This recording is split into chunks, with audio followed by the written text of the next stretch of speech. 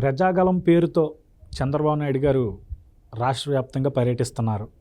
మధ్య మధ్యలో పవన్ కళ్యాణ్ గారు కూడా దర్శనమిస్తున్నారు. మనం చూస్తున్నాం భారీగా జనస్పందన. మరో పక్క నుండి జగన్మోహన్ రెడ్డి గారు ఈ యొక్క బస్సు యాత్ర పేరుతో బయటకు వస్తున్నప్పటికీ ఆయనకి కొంచెం స్పందన తక్కువైంది. కొంచెం అనడం కన్నా గతంతో పోల్చుకుంటే అస్సలు లేరు.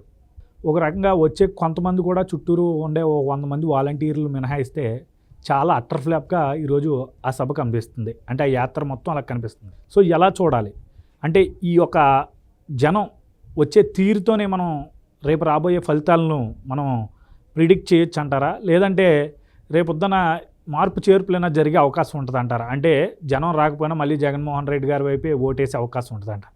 ఏంటి మీ స్పందన? ఇప్పుడు యాక్చువల్గా ఆంధ్రప్రదేశ్లో ప్రస్తుతం ఉన్న పరిస్థితులు ఎన్నికల ముందు చంద్రబాబు నాయుడు గారు ప్రజాగళం పేరుతో జనంలోకి వెళ్ళినప్పుడు విపరీతమైన స్పందన లభిస్తుంది. మరి మామూలుగా కాదు, అసలు ఆయన life time ever. Pawan Kalyan garu Chandrababu Naidu గారు కలిసిన సభలు కూడా ఇంకా బీభత్సంగా ఉన్నాయి. కారణం ఏంటంటే ఇక్కడ ఒకటి గమనించాలి. కేవలం సభలకు హాజరైన జనాలను బట్టి గెలుపు ఓటములు అనేటువంటివి ఉండవు. ఇది నిజం. సభలకు హాజరైనంత మాత్రాన ఓట్లేస్తారో లేకపోతే హాజరు అవ్వనప్పుడు ఓట్లేయరు అని అనుకోకలేదు. కానీ పర్టికులర్గా ఈ ఆంధ్రప్రదేశ్కు సంబంధించి ఇది సెపరేట్ సినారియో. రిజల్ట్ అనేటువంటిది మనకు 1 year బ్యాక్కే వచ్చేసింది. పట్టభద్రుల ఎమ్మెల్సీ ఎన్నికల్లో 3 ప్రాంతాలకి సంబంధించి దాదాపు 108 నియోజకవర్గాల్లో విజయ దుందుబి మోగిచ్చింది టీడీపీ. భారీ మెజార్టీలు అంటే బొటాబొటీకి ఏం కాదు. అప్పుడు వాళ్ళు పోలీసు వ్యవస్థ వాళ్ళ వైపున పనిచేసింది. దొంగోట్లు వేయించుకున్నారు. దొంగోట్లు అంటే పొట్టకొత్త అక్షమొక్కరానుడు కూడా పోస్ట్ గ్రాడ్యుయేట్లాగా పట్టుకొచ్చాడు ఓటర్ ఐడి. చూసాం కదా కళ్ళ ముందు. మమ్మల్ని వాళ్ళు ఎవరో రమ్మన్నారండి అని చెప్పారు వాళ్ళు. వాలంటీర్ కార్డు ఇచ్చి పంపి ఇలాంటివన్నీ చూసాం మనం. అంతేకాకుండా డబ్బు, దశకం, ప్రలోభాలు, మందు, బెదిరింపులు, బతిమాలతాలు ఇలాంటివి అన్నీ అప్లై చేశారు. అంటే ఎంత అడ్డదారిలో వెళ్ళాలో అంత అడ్డదారిలోనే వెళ్ళారు. అయినా భారీ ఆధిక్యతలతోటి టీడీపీ ఎమ్మెల్సీలు గెలిచారు. చూసాం కదా స్పష్టంగా మన ముందు. అంటే 1 year బిఫోరే రిజల్ట్ డిక్లేర్ అయిపోయింది. మరి జగన్మోహన్ రెడ్డి గారు అప్రమత్తమయ్యి తన అరాచకం, అవినీతి, దుర్మార్గం ఏమైనా మానేడా అంటే ఇంకా పెంచాడు. అంటే అతను ఒకటి నమ్ముతాడు, నేనే మళ్ళీ ముఖ్యమంత్రిని, 175 నాకు వస్తాయి, నేను 30 ఏళ్ళు అధికారంలో ఉంటాను, నేను దేవుణ్ణి అని ఆయన నమ్ముతాడు. ఆయన అనుకుంటాడు, ఆయన నమ్ముతాడు కాబట్టి ఆయన ఆ శాస్త్రం. మిగతా వాళ్ళందరికీ లాస్ట్ ఇయర్ అర్థమైపోయింది.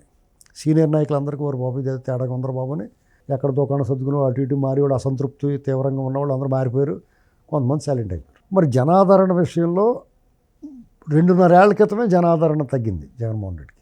మీరు కావాలంటే చూసుకోండి, 2022 ప్రారంభం నుంచి గడప గడపకి అని మొదలెట్టినప్పుడు ఎగిరెగిరి తన్నారు జనం. వాళ్ళ ఎమ్మెల్యేలకి చాలా శిక్ష ఇచ్చాడు అతను. పెద్ద పెద్ద పరీక్షలు పెట్టాడు.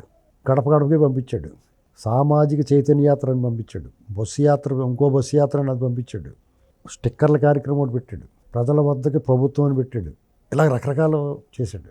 ఎక్కడ చేసినా జనం వాడు ఎంపీయా, ఎమ్మెల్యేయా, పెద్ద నాయకుడా, తోపా, తురుమ అనేం చూడకుండా జనం రివర్స్ అయిపోయారు. నువ్వు గమనిస్తే, నిశ్చితంగా గమనిస్తే, ఒక గ్రామంలో ఒక ఎంపీయో ఎమ్మెల్యేయో వెళ్ళాడు. అక్కడ కొంతమంది వాళ్ళు ప్రశ్నిస్తున్నారు, మాకు ఇలా మీరు అన్యాయం చేశారు, మాకు ఇలా రాలేదు, మీరు అలాగ రోడ్లు కూడా వేయించలేదని ప్రశ్నిస్తున్నారు. నిజంగా వాళ్ళు బటన్ నొక్కటం వల్ల చాలామందికి మేలు జరిగితే ఆ మేలు జరిగిన వాళ్ళు వచ్చి మాట్లాడాలి కదా. ఇప్పుడు మాకు జరగలేదని మాట్లాడుతున్నారు. అసలు మీరు మా ఊరు రావద్దు, మా గ్రామంలో రావడానికి వీల్లేదని చెప్తున్నారు. మరి అలాగంటానికి మీరెవరో, మాకు జరిగింది మీకు జరగకపోతే మళ్ళీసారి మీకు జరుగుద్దని వాళ్ళే కన్విన్స్ చేయాలి. యాక్చువల్గా వాళ్ళు ఎవరు ఎందుకు మాట్లాడతలేదంటే వాళ్ళకి అసంతృప్తి ఉంది. అంటే పథకాలు నువ్వు 10 ఇట్టో, అందులో ఒకటి వచ్చి ఒకటి రాకుండా నువ్వు అందరికీ ఇచ్చాను అనుకుంటున్నావు. అర్థమైందా నీకు?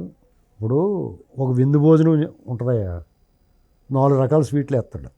ఆ 4 రకాల స్వీట్లు తలకో ఒకటి వేసి ఒక్కొక్కడికి ఒక్కో రకం వేసి, నేను 4 రకాల స్వీట్లు వేసాను 400 మందికి పెట్టాను అనకూడదు కదా. 100 మందికి 4 మనిషికి 4 చెప్పుని 100 మందికే వస్తాయి 4 రకాల స్వీట్లు మెనూ పెడితే.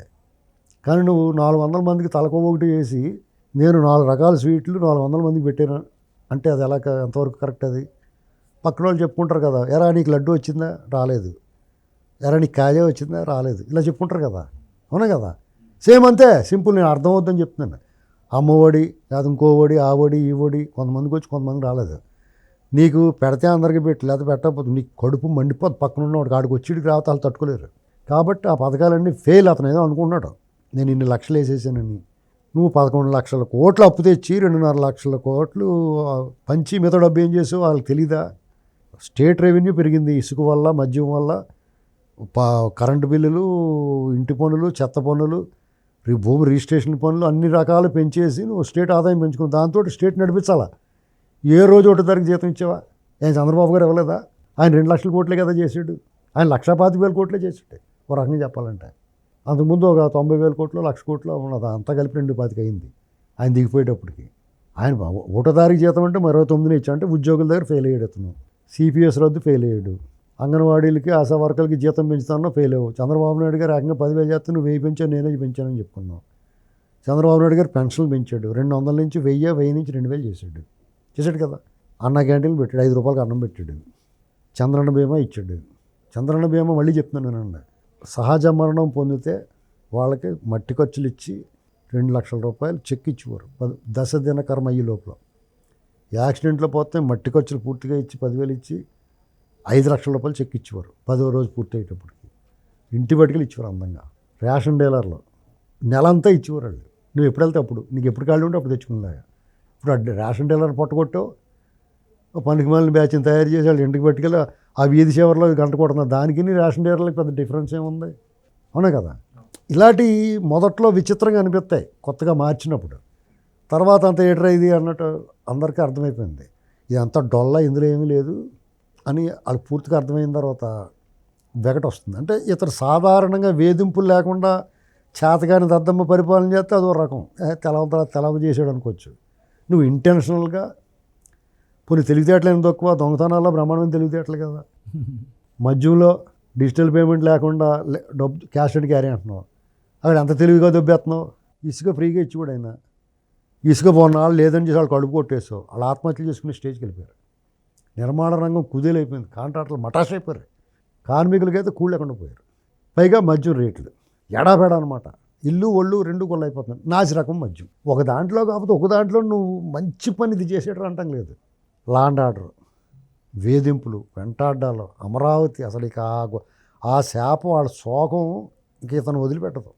నేను కాక మొన్న ఉత్తరాంధ్రాయలపాలెంలో ఆ నమూనా, అమరావతి నమూనా దాన్ని పోగొట్టేశారు. ఇంత కక్ష ఏంటి? నువ్వు ఎవరిని సాధిద్దామని రోడ్లు తవ్వుకుపోయారు. ఇవన్నీ ఎలా వదిలిపెడతాయి? పైప్ లైన్లు తవ్వుకుపోయారు. అక్కడ అవన్నీ మెగావాడికి ఇచ్చేసాడంట ఆయన రాజేంద్రనాథ్ రెడ్డి, డోన్ ఎమ్మెల్యే, మంత్రి. అసలు వీళ్ళందరినీ జైల్లో పాడేది, బెండ్ తీసేయాలి, రాడ్ బెండింగ్ చేసేయాలి వీళ్ళందరినీ.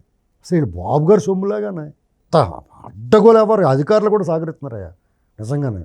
రాష్ట్రాన్ని భ్రష్టు పట్టించేయడం అంటే మన ఆంధ్రప్రదేశ్లో ఒక అవినీతిపరుడు, క్రూరుడైన వాడు, దుర్మార్గుడు, అడ్డగోలుగా వ్యవహరించేవాడు, ఆర్థిక నేరస్తుడు అధికారంలోకి వస్తే ఎలా ఉంటుంది అనేటువంటిది నమ్మున. అధికారులని బూట్లు నాకి వాళ్ళు అధికారులు ఎలా ఉంటారో అనుకునేవాడు. బాబు ఐపీఎస్ వీళ్ళంటే ఎంత గొప్పగా ఉంటారో అనుకునేవాడు. వాళ్ళందరినీ కూడా బానిసల్లాగా మార్చేసుకున్నాడు. ఇలాంటి పరిస్థితుల్లో జనాదరణ ఖచ్చితంగా తగ్గుద్ది. అతను మీటింగ్ రావడంగా చెప్పితోటి చేసితోటి నీతి కౌరులు చెప్తూ మీ బిడ్డ చాలా మంచివాడు అంటే అచ్చం నీలాంటి బుద్ధి ఉన్నవాడికే నువ్వు నచ్చుతావు. ఆంధ్రప్రదేశ్ ప్రజలు అంత వివేకహీనులు, విద్యాహీనులు, సంస్కారం లేని వాళ్ళు కాదు. నీ సంగతి అర్థమైపోయింది. కులం చూడడం, మతం చూడడం, నువ్వు నీ భోగవతం అంతా అర్థమైంది అందరికీ. అందుకని అతని ముఖం చూడాలంటే అసలు అతని ముఖమే ఆనందం తాగినట్టు ఉంటుంది. ఆ ముఖం చూడాలంటే ఇలా ఆనందం తాగినట్టు ఉంటుంది. అది బతిమాలినా, భయపెట్టినా, డబ్బులు ఇచ్చినా, బెదిరించినా మీటింగ్ రావట్లేదు. వచ్చిన వాళ్ళు కూడా వాడు మొదలెట్టాడు పారిపోతున్నారు. ఇప్పుడు బస్సు యాత్ర అని మొదలెట్టాడు. ఎలక్షన్లు వచ్చేసినాయి దగ్గరికి.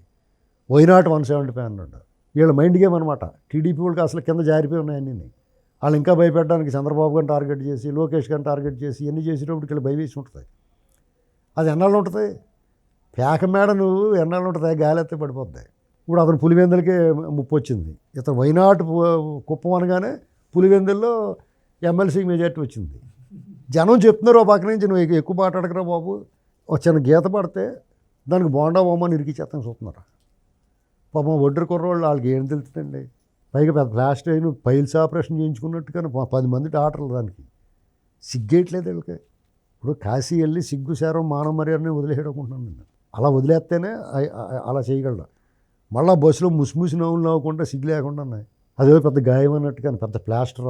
అది అలా ఉంటుంది, అది ఎలక్షన్ దాకా ఉంటుంది. రేపో మాపో వీల్ చైర్లో కూడా తిరుగుతాడు, ఏదో ప్లాన్ చేసుకుని. దాన్నేమో ఏ లోకేష్ గారు కొట్టించేయడు అంటాడు. అలాంటి దాడులు వీళ్ళ మీద ఈ 5 ఏళ్లలో 10,000 జరిగినాయి వీళ్ళందరి మీద, తెలుగుదేశం వాళ్ళ మీద. ఎక్కడ భయంకరమైన దాడులే, నిజమైన దాళ్ళు. నిజమైన దాడులు వాళ్ళు కావాలని కొట్టేశారు. వాళ్ళు ఫ్లెక్సీలు చింపేస్తారు. అదేట్రా బాబుని అడిగితే కొడతారు. వీళ్ళు తిరగబడితే పోలీస్ కేసు పెడతారు, వీళ్ళ మీద కేసులు పెడతారు, మర్డర్ కేసులు పెట్టేస్తారు ఏకంగా. భీమవరంలో ఏం చేశారు లోకేష్ గారు పాదయాత్ర అప్పుడు చూసాం కదా మన కళ్ళ ముందు. పాదయాత్ర పొడవును ఏదో రోజు కొడవే కదా, మైక్ లాక్కుని స్టూల్ లేకుండా రకరకాల హింస పెట్టేశారు. చంద్రబాబు నాయుడు గారికి అయితే వైజాగ్ ఎయిర్పోర్ట్లో 2 సార్లు ఆపారు. రామతీర్థం వెళ్తుంటే లారీలు అడ్డం పెట్టారు. దాని పరాకాష్ట రేణిగుంటలో ఏకంగా 2-3 గంటలు కూర్చుండిపోయాను బాసిబట్టలు వేసుకుని. వాళ్ళ పార్టీ ఆఫీస్ మీద దాడి చేశారు, ఇంటి మీదకి వెళ్ళారు, ఇంటి గేటుకి తాళ్ళు కట్టారు. ఆయన అమరావతి పర్యటనకి వెళ్తే రాళ్ళు వేశారు ఫస్ట్. అప్పుడున్న సవాంగం అంటాడో ప్రజాస్వామ్యంలో భావ ప్రకటన స్వేచ్ఛ, రాళ్ళు వేస్తారు, కోపం వస్తే చెప్పులు వేస్తారు అని అన్నాడు. అంటే ఇంత బరి తెగించి మాట్లాడారు. ఒక ఎమ్మెల్యే, ఒక ఎమ్మెల్సీ, మాజీ ఎమ్మెల్యేని చంపేస్తానికి పెద్ద రోకలు బండించి పొడి చేస్తాను చూసాడు. ఇవన్నీ హత్యా ప్రయత్నాలు కదా. దాని మీద కేసు పెట్టారు వీళ్ళు ఎవరన్నా. ఈ గడ్డి తింటున్నారు వీళ్ళు ఏమన్నా కేసు పెట్టిన వాళ్ళు. పెట్టద్దా? సిగ్గు లేకుండా చిన్న గులకరాస్తే పాప మా కుర్రోడిని, మైనర్ కుర్రోడిని తీసుకెళ్ళి బుక్ చేస్తారా? అసలు వీళ్ళు అన్నం తింటున్నారా, ఏం తింటున్నారో ప్రజలకు తెలియదు. ఇదంతా ఇది తెలుసు కాబట్టి వీళ్ళు వద్దురా బాబు అనుకుంటున్నారు. చంద్రబాబు నాయుడు గారు సెక్యూరిటీ వాళ్ళకి రాళ్ళ దెబ్బలో రక్తం కారటం చూసాం కదా మనం. చంద్రబాబు నాయుడు గారు సారీ చెప్పాడు వాళ్ళకి. ఉసుకో అంటే వాళ్ళందరూ కాల్చిపడతారా?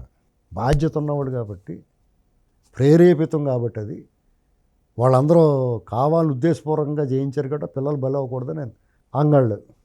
ఇక వాళ్ళ ఆవేశాన్ని ఆపలేకపోయారు, తిరగేసేసారు. పోలీసులు కూడా తరిమి కొట్టారు చూసారా. లబో దిగోమంటే ఏడ్చుకుంటూ వచ్చాడు ఎస్పీ. మమ్మల్ని కొట్టేశారు బాబు అంటాను. మేము ముద్దెట్టుకుంటారా? మీరంత బరిదెగించి వ్యవహరిస్తుంటే రేపు తగులుతాయి వీళ్ళందరికీ. ఎంతవరకు సహిస్తాడు ఎవడన్నా? ఇప్పుడు ఏంటంటే బీజేపీ మాతో ఉంది కదా, వాళ్ళందరినీ అదుపు చేస్తారు, కొంచెం కంట్రోల్ చేస్తారు, వీళ్ళందరినీ తప్పిస్తారు పక్కకి, దండుపాళెం బ్యాచ్ అందరినీ. ఎన్నికలు సక్రమంగా జరగాలని కోరుకుంటున్నారు వాళ్ళు. ఎందుకంటే ప్రజల మట్ల నమ్మకం ఉంది వీళ్ళకి. ఇప్పుడు చంద్రబాబు నాయుడు గారు ప్రజలు నమ్ముతాడు, జగన్మోహన్ రెడ్డి ఏమో దండుపాళెం బ్యాచ్ని నమ్ముతాడు.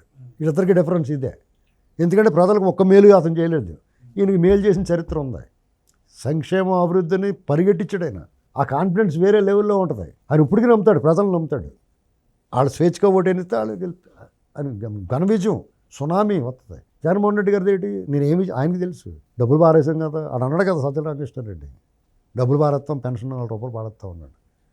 కాబట్టి నీకు ఎలా ఉంటుందంటే జగన్మోహన్ రెడ్డి గారు పని అయిపోయిందని వాళ్ళకి అర్థమైంది, జగన్మోహన్ రెడ్డి తప్ప అందరికీ అర్థమైంది. ఇప్పుడు ఈ అధికారులు కూడా అర్థమయ్యి కూడా తప్పనిసరిగా బ్లాక్మెయిలింగ్ అవుతున్నారు అనుకుంటున్నాను నేను. ఎలాగే దిగేసాం కదా అని పనిచేస్తున్నారు కొంతమంది బ్లాక్మెయిల్ చేస్తున్నారు, కొంతమందిని బెదిరిస్తున్నారు. వీళ్ళందరూ ఒళ్ళు దగ్గర పెట్టుకుని పని చేయకపోతే జూన్ 4 తర్వాత తెలుగుదేశం వాళ్ళ బారి నుంచి వీళ్ళని ఎవరు కాపాడతారనేటువంటి చూద్దాం మనం. ఇక్కడ తెలుగుదేశం పార్టీ, జనసేన, తెలుగుదేశం పార్టీ 144 స్థానాలకే పోటీ చేస్తుంది, గుర్తుపెట్టుకో. జనసేన 21 స్థానాలు పోటీ చేస్తుంది. 144, 21, 165 స్థానాల్లో ఎన్నడూ చూడని అద్భుతం చూస్తావు నువ్వు. ఈ 2 పార్టీలకి కలిపి 150 స్థానాల పైన రాకపోతే నన్ను అడుగు. ఇంకా ఎక్కువ వచ్చినా ఆశ్చర్యపోకలేదు. ఎందుకంటే జనాల మూడ్ అలాగ ఉంది. వీళ్ళు ఎన్ని పిల్లి మొగ్గలేసినా, ఎన్ని డ్రామాలు ఆడినా, వీడు ఒళ్ళంతా కొట్లు కట్టేసుకుని చంద్రమండలంకి వెళ్ళి ఒళ్ళకి మొత్తం ముసుగేసేసుకున్నా కానీ ఎట్టి పరిస్థితుల్లో జగన్ ముఖం చూడటం కూడా ఇష్టపడతలేదు జనం. ఖచ్చితంగా ఉంటారు సైకో బ్యాచ్ 30%. కొన్నాళ్ళు పోయిన తర్వాత నేను జగన్ ఫాలో అవ్వనని చెప్పడానికి సిగ్గుపడతాడు. చంద్రబాబు నాయుడు గారు గెలిచినా ఓడిన ఆయన అభిమానం చెప్పుకోవడం గర్వపడతారు ఆయన అభిమానులు. ప్రపంచమే ఆయన కీర్తించింది. వీళ్ళు దొంగోళ్ళని ఎవడో లైక్ చేస్తాడో అయిపోయిందా. కాబట్టి రేపు రాబోయే ఎన్నికల్లో భయం వదలాల, బెరుకు వదలాల, దిగులు ఉండకూడదు, గుబులు ఉండకూడదు. బయటికి ధైర్యంగా వచ్చి ఓటేయాలంతే. మీరు చేసి పని తోటే.